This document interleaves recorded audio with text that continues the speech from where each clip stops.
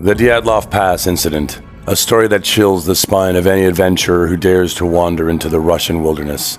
9 hikers dead, found under bizarre circumstances in 1959. With no concrete explanation to date, we're not just talking about some natural disaster or misstep in the snow. This case reeks of government cover-ups, UFO sightings, and shady characters who, decades later, still can't seem to give us a straight answer. Buckle up, because today we're not going to tiptoe around the official reports. We're diving headfirst into the theories the mainstream media conveniently forgets to mention, and name names that will make you wonder, why isn't anyone talking about this? So what really happened at the Dyatlov Pass? Why were the bodies mutilated? And why, after all these years, are we still left with more questions than answers? You're going to want to stick around until the end for this one, because we're about to connect some dots that certain people don't want connected. Let's start with the basics. On January 23rd, 1959, 10 experienced hikers led by Igor Dyatlov set out on an expedition through the Ural Mountains in Soviet Russia. One member, Yuri Yudin, fell ill and turned back. Lucky him. The remaining 9 pressed on, but their journey ended in a tragedy that defies logic. On February 26, a search party found their tent slashed open from the inside. Shoes, clothing, and supplies were all left behind, as if they fled in a panic. The hikers, scattered across the mountainside, were discovered in various conditions, some with broken ribs, others with crushed skulls. 2 were found with missing eyes, and 1 with a missing tongue. But here's the kicker. There were no external wounds to match the catastrophic internal injuries. Let that sink in. The Soviet government quickly labeled the incident as a result of a compelling natural force. Compelling? Try suspicious.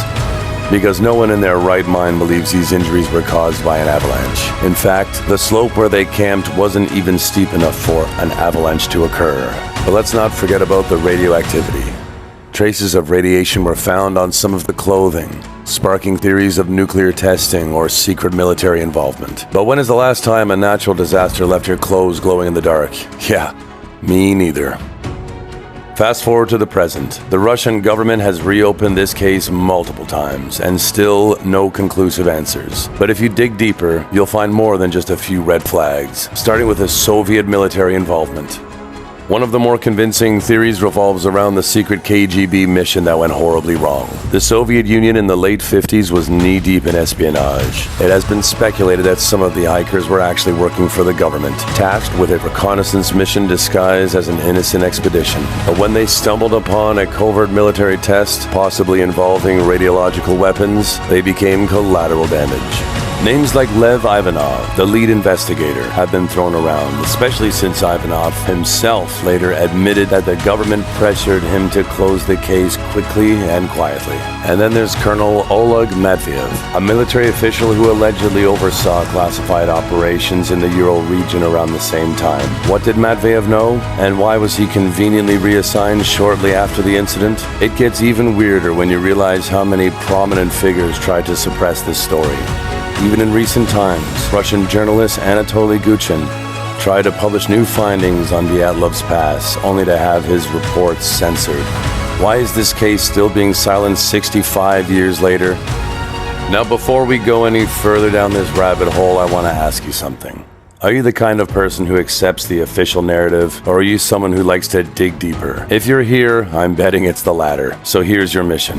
Take a second and smash that subscribe button, because we are exposing the truths that others are afraid to touch. And trust me, there is a lot more coming. UFOs, covert operations, government experiments, the works. Stay in the loop and hit that bell icon, and let's keep cracking these cases together. All right, back to the story. It wouldn't be a proper conspiracy without bringing UFOs in the mix. Eyewitnesses reporting seeing glowing orange orbs in the sky near the time and place of the hikers' deaths. These sightings weren't just some crackpot claims either. Locals, including Soviet soldiers stationed nearby, corroborated them. Yet somehow this detail was conveniently swept under the rug. Some theories suggest that these lights were extraterrestrial crafts or advanced Soviet technology that the hikers weren't supposed to witness. If the latter is true, it wouldn't be the first time governments have gone to extreme lengths to cover up their secret projects. think about Roswell, the CIA's MK Ultra experiments, or even the Tuskegee syphilis study. Do you really think they'd hesitate to bury the truth if it meant protecting national security? Remember that radiation on the hikers' clothes? It fits perfectly with this theory. Maybe they stumbled upon a crash site or were caught in the crossfire of an unapproved experiment. And here's where it gets extra juicy. There are some whispers that the hikers' tent was slashed open from the inside because they weren't running from humans. They were running from something far more terrifying. There's been speculation that strange, distorted figures were seen in the snow nearby where the hikers were found. The descriptions bear an eerie resemblance to the Greys, those classic extraterrestrials we've come to know and fear. But of course, none of this made it into the official reports. Convenient. Now, let's connect this to the present. You'd think that with all the modern technology and investigative techniques available today, someone would have figured this out by now. But here's the thing. Modern-day Russia isn't exactly keen on solving this mystery. In fact, some of the same players, or should I say types of players, are still pulling the strings. Take President Vladimir Putin, for example. This man has built his career on secrecy and misinformation, and he's shown time and time again that he's willing to bury anything that doesn't fit his agenda. Remember this Salisbury poisoning in the UK? Putin's government claimed innocence despite overwhelming evidence to the contrary. So why would we expect transparency when it comes to something like the Dyatlov Pass? Then there's a more recent push to shut down investigations into Russian military activities. Whether it's the invasion of Ukraine, their meddling in US elections, or, you guessed it, reopening Soviet-era files.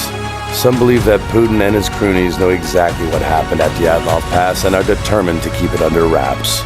And it's not just Russia. Governments worldwide have a knack for covering up incidences involving advanced technology or extraterrestrial life. The US government didn't admit to Area 51's existence until 2013, despite decades of speculation.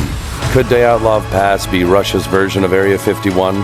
A secret so dangerous that even after more than a century, it's better left unsolved.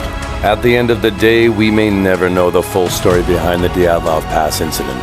But it doesn't mean we shouldn't keep asking questions, digging deeper, and holding those in power accountable.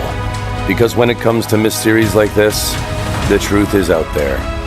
It's just buried under layers of lies, secrecy, and let's be real, a whole lot of fear. So what do you think happened to those hikers? Government cover-up, extraterrestrial encounter, or something even more stranger? Drop your thoughts in the comments below, and let's blow this case wide open. And if you're still with me, you know what to do. Like, subscribe, and hit the bell. We've got more unsolved mysteries coming your way. And trust me, you're not going to want to miss what we uncover next. From everyone here at the channel, thanks for watching. Stay curious, stay skeptical, and keep on squanching, guys.